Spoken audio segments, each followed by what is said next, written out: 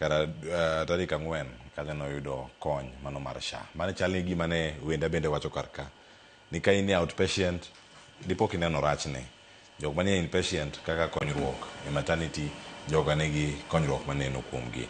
Austin antiere iri kata da chako kodi kadiri Joseph kod Nicholas kata bang' atier gi Kisumu kumia wach mar mungi kotena kod wach mawinjo oko Machakos kacho winjo jok moloso bende gi mawinjo ka Mombasa obedi ka wach mar mungi ka watieko. Gima winjo ka jogo wacho en gik ma bende matimore e pinywa kae. Jomoko wacho no tiyo ok wadagi ni SHA ok ti. SHA tiyo lakini nitiere gik moko ma kok ong'i moko res to SHA dhi muoch makethre. Mokwongo en gima nyisi ni jotuo mabiro to dok. Jotuo mabiro to dok gin ok SHA ok tinegi completely. Jomondik gi sirikal bade maduong' kod gi counties be SHA ok ti. Mokwongo kapok adhi mbele adwa go pole ne jopuonje mowito ngimagi ne riwruok mar jopuonje Akelo Misori kod Omboko Milemba. May they soul rest in peace.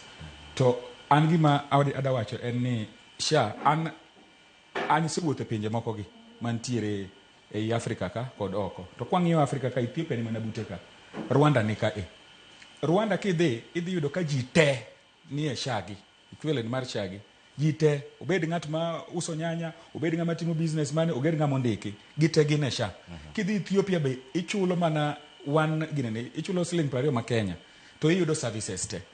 Shida ma wabedo go ka en ni ing'adi 5,000, 20,000, 30,000 jomoko ok ng'adi.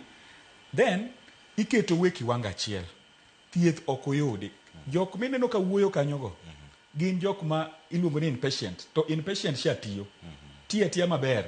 Ibro timni operation, ibro timni everything. Lakini e outpatient ka onge gimoro amora matimore e outpatient ka. Tigeni outpatient ka ema jowa mang'eny tiye. Erokamano ahinya Austin. Joseph wach mari mogik.